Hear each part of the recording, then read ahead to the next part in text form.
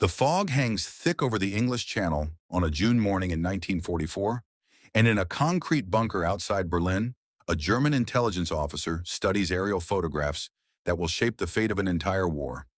Row after row of Sherman tanks fill a field in Kent. Landing craft crowd the harbors of Dover.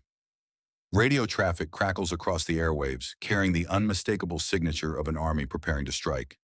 The officer makes his notes. The 1st United States Army Group, commanded by General George S. Patton, is massing for an invasion of Pas-de-Calais. It is the largest force Britain has ever assembled. Almost none of it is real. The tanks are inflatable rubber, light enough for 2 soldiers to lift over their heads. The landing craft are plywood frames stretched with canvas, bobbing on pontoons. The radio traffic is manufactured by a small team of signalmen, meticulously recreating the chatter of divisions that exist only on paper.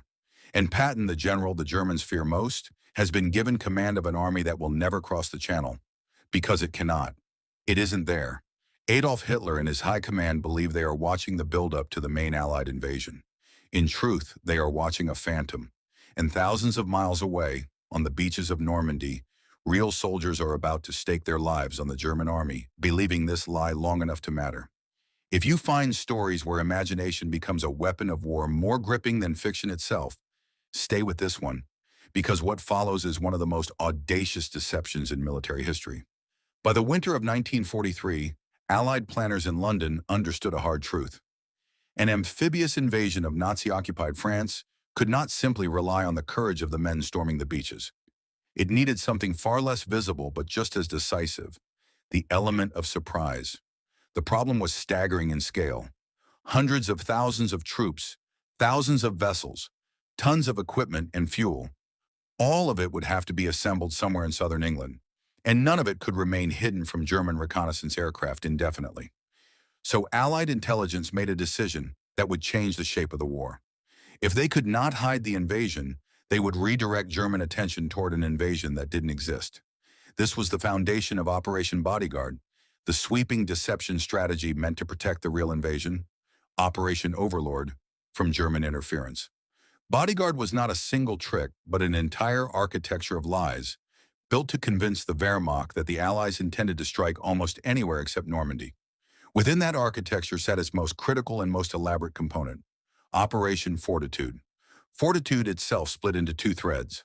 Fortitude North suggested a fictitious invasion of Norway, tying down German divisions in Scandinavia. But it was Fortitude South that carried the true weight of the deception, because it targeted the place German commanders considered the most logical Allied target of all. Pas-de-Calais, the narrowest point of the Channel, the shortest route from England to France, and the most direct path toward Germany itself. To make the illusion of an invasion at Calais believable, Allied planners needed more than empty rumors. They needed an army. So they built one, on paper, in rubber, and in the open fields of Kent and East Anglia, positioned precisely where a force aimed at Calais would logically gather.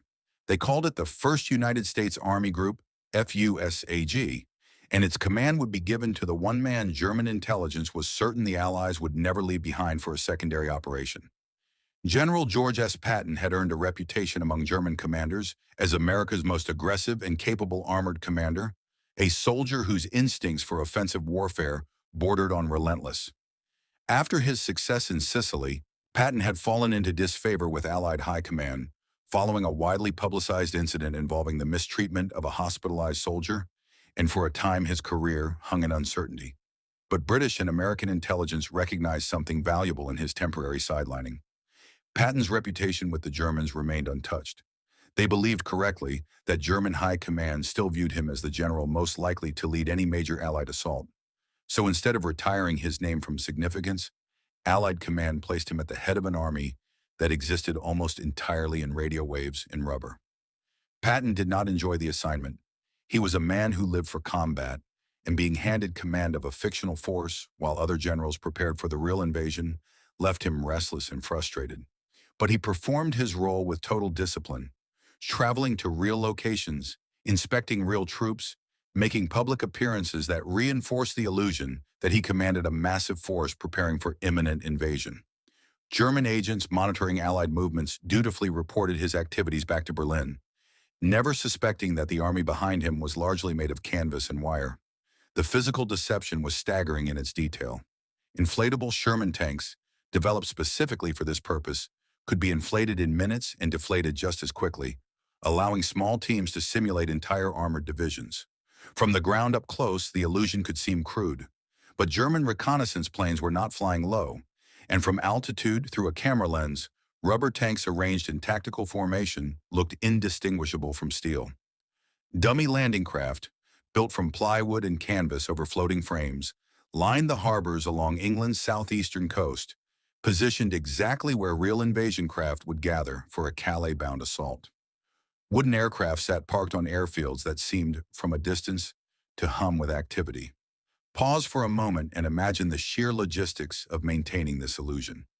Every rubber tank had to be positioned with the same tactical precision as a real one. Every dummy landing craft had to show believable wear, believable movement, believable signs of a living, breathing military encampment. This was not simply an act of imagination. It was an act of engineering, choreography, and psychological warfare executed with the same seriousness as any real military operation. If a detail like this makes you appreciate the depth of Allied planning, let us know in the comments, because the deception went even further than the equipment on the ground. Radio deception formed one of the most sophisticated layers of Fortitude South. Real armies generate enormous volumes of radio traffic, orders, supply requests, troop movements, routine communications between units.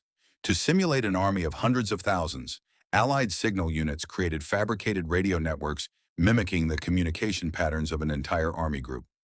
Skilled operators recreated the rhythms, procedures, and volume of traffic that a genuine force of that size would produce. German signal intelligence, listening in from occupied France, picked up exactly what they expected to hear: the electronic signature of an army massing for war. Yet even the most convincing equipment and radio traffic would have meant little without one crucial ingredient: believable human intelligence reaching German command. This is where the deception reached its most delicate and dangerous phase, relying on a network of double agents operating under British control. The most consequential of these agents carried the code name Garbo, a Spaniard named Juan Pujol Garcia, who had, remarkable as it sounds, first attempted to spy for the Germans out of personal conviction before ultimately offering his services to the British instead. Garbo built for the Abwehr, German military intelligence, an entire fictional network of sub-agents supposedly operating across Britain, when in reality every one of these sources existed only in his reports. Over time, the Germans came to trust Garbo's network so completely that his intelligence, saturated carefully with both true and false information, became one of the most valued sources in their entire spy apparatus. When the moment came for Fortitude South to deliver its critical message, Garbo's credibility made his reports almost unimpeachable. Consider the enormous risk resting on this single relationship. If German intelligence had ever discovered that Garbo was working for the British, the entire deception, and quite possibly the invasion itself, could have unraveled. Allied planners were essentially betting the success of Overlord and the lives of the men who would storm the Normandy beaches on the continued trust of an enemy intelligence service in a man secretly working against them. If the tension of that gamble surprises you, imagine living through it in real time. This is exactly the kind of story worth subscribing for, because what happened next determined whether tens of thousands of soldiers would survive the coming days. As spring turned toward June 1944, the true invasion force gathered along England's southern coast, hidden as much as possible from prying eyes, while the Phantom Army in the southeast continued its performance. Weather delayed the invasion by a critical day, forcing Allied Commander Dwight D. Eisenhower into an agonizing decision about when conditions might finally allow the crossing. On the night of June 5th into the early hours of June 6th, paratroopers dropped behind enemy lines, and as dawn broke, thousands of ships approached the Normandy coastline. The invasion the world would remember as D-Day had begun. At this precise moment, the deception faced its ultimate test. German commanders now had to interpret the actual, unmistakable evidence of an Allied landing on the Normandy coast. Would they recognize it immediately as the main invasion and rush every available reserve to crush the beachheads before they could be secured? Or would Fortitude's carefully constructed illusion hold, convincing them that Normandy was merely a diversion, a feint designed to draw German forces away from the true target at Calais. For a critical window of time, the deception held. German high command and Hitler himself remained convinced that the larger, more dangerous assault under Patton's Fusag was yet to come at Pas de Calais. This belief proved catastrophic for German defensive strategy. The 15th Army, a powerful force stationed near Calais, remained largely fixed in place for weeks after the Normandy landings, held back out of fear that redeploying it would leave the Reich exposed to the real invasion still presumed to be coming. Meanwhile, the soldiers fighting and dying on the Normandy beaches faced a German defense that, while fierce, was not reinforced by the full weight of forces that could have been thrown against them. Historians examining German records after the war found that this hesitation was not a minor tactical delay, but a fundamental strategic paralysis, one that directly shaped the battle for Normandy in its most vulnerable early weeks. Every day that German reserves near Calais stayed in place was a day the Allied beachhead had to consolidate, to bring in reinforcements, to push inland before facing the full might of German armor. The gap between what could have happened and what did happen represents, in the eyes of many historians, one of the most significant strategic consequences any deception operation has ever achieved. Think for a moment about what this meant in human terms. Every soldier who survived the beaches of Normandy in June 1944 did so partly because a fictional general commanded a fictional army made of rubber and wire and radio signals hundreds of miles away.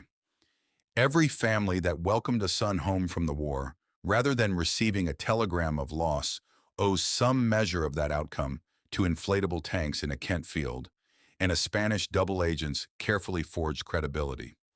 This is the strange, extraordinary power of deception in war. Not glamorous, not the stuff of battlefield heroics, but every bit as decisive. Patton, restless throughout the early weeks of the deception, would finally receive the assignment he had craved. In August 1944, he took command of the real Third Army and led it across France with the same aggressive brilliance that had made him so valuable to the Fortitude deception in the first place. The irony was almost poetic. The general whose reputation had been weaponized as a phantom threat became, in reality, one of the most feared armored commanders of the entire European campaign, precisely fulfilling the destiny the deception had only pretended to promise.